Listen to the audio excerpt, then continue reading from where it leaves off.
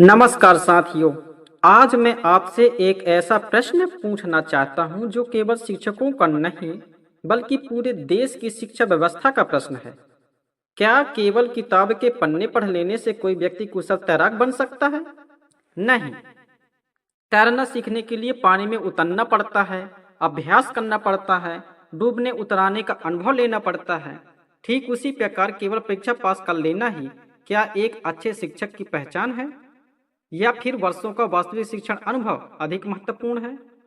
आज हमारे देश में ऐसे हजारों शिक्षक हैं जिन्होंने 15 से 18 वर्षों तक बच्चों को स्कूल में पढ़ाया, स्कूल संभाले, कठिन परिस्थितियों में भी शिक्षा दी। लेकिन जब नियमित नियुक्ति की बात आती है तो उनका अनुभव अक्सर कागज के एक प्रमाण पत्र के सामने छोटा पड़ जाता है। मैं पूछना चाहता हूँ, क्या अनुभव का कोई मूल्य नहीं? यदि देश पर संकट आ जाए और हमें रणभूमि में किसी को भेजना हो तो क्या हम केवल परीक्षा पास करने वाले को भेजेंगे या उस व्यक्ति को जिसने वर्षों तक हथियारों का अभ्यास किया है? यह तुलना किसी का अपमान नहीं है, यह केवल एक प्रश्न है, क्या व्यवस्था में संतुलन होना चाहिए या नहीं? शिक्षा का अर्थ केवल पाठ याद करना नहीं है, शिक्षा का अर्थ है जीवन जीना सीखना। एक सच्चा शिक्षक बच्चों को सिखाता है बड़ों का सम्मान कैसे करें, गलती होने पर माफी कैसे मांगे, दूसरों का मजाक क्यों नहीं उड़ाना चाहिए, अनुशासन क्या होता है, समाज और देश के प्रति जिम्मेदारी क्या है। ये बातें किताब में लिखी हो सकती हैं, लेकिन इन्हें जीवन में उतारने के लिए अनुभव चाहिए, और ये सब अनुभव अतिथि शिक्षक ही दे सकते हैं जो अपने दैनिक जीवन में होने वाली प्रत्येक घटनाओं को अनुभव प्राप्त किया है। अतिथि शिक्षकों को यही अनुभव आज की शिक्षा प्रणाली से मेल नहीं खाता है। एक अतिथि शिक्षक को अपने जीवन की, अपने परिवार की, अपने घर की, अपने रिश्तेदारों की, सभी की चिंताएं बनी रहती है।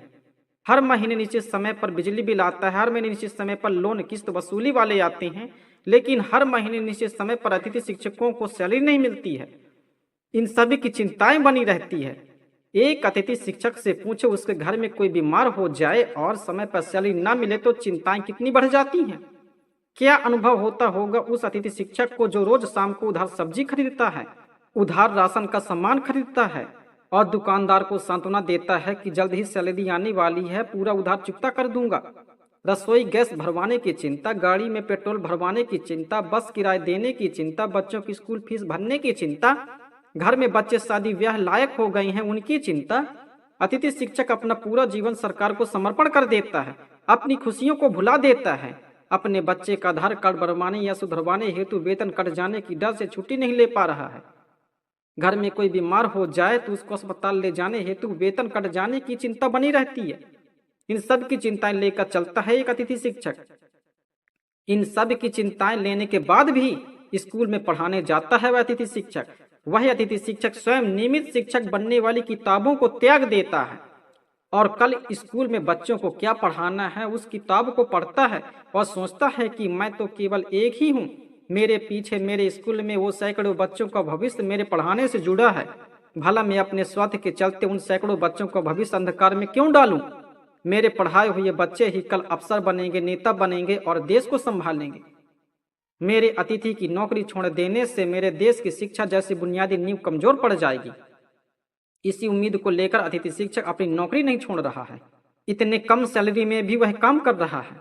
अतिथि शिक्षक आस लगाए हुए हैं कि आज नहीं तो कल कोई न कोई हम अतिथि शिक्षकों की मजबूरी को समझेगा, हमको न्याय दिलाएगा और हमें नियमित कर देगा।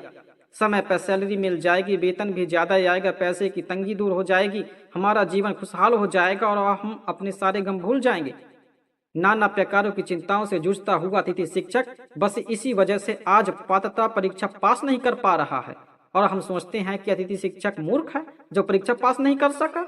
हम भूल जाते हैं कि एक अतिथि शिक्षक डीएड बीएड का कोर्स भी किया है, 18 वर्षों का अनुभव लेकर जीवन की गाड़ी चला रहा है। आज व्यवस्था में शिक्षा को महत्व दिया जा रहा है जो सही है, लेकिन अनुभव को पर्याप्त महत्व नहीं दिया जा रहा है जो गलत है। डिग्री भी आवश्यक, परीक्षा भी आवश्यक है और इन सबसे बड़ा आवश्यक तो अनुभव है जो अतिथि शिक्षकों के पास है। हमें ऐसी व्यवस्था चाहिए जहां प्रत्येक अतिथि शिक्षक ही नहीं बल्कि संपूर्ण सरकारी कर्मचारी को उसके पारिवारिक खर्चे के अनुसार वेतन दिया जाना चाहिए। साथ ही हर वर्ष शिक्षकों से शिक्षण कार्य को बेहतर बनाने हेतु वास्तविक अनुभव और शिक्षा सुधार सुझाव लिए जाएं। आज अतिथि शिक्षक रिटायर होने की कगार पर पहुंच गए हैं। क्या होगा हमारे अतिथि शिक्षकों का? क्या होगा हमारे देश के भविष्य का? सच्चे का मुंह काला है, झूठे का मुंह बोलबाला है, क्या इसीलिए मेरा देश महान है? क्या ऐसे में भारत विश्व गुरु बनेगा? मुझे तो लगता है कि मुझे ही प्रधानमंत्री बनना चाहिए। धन्यवाद।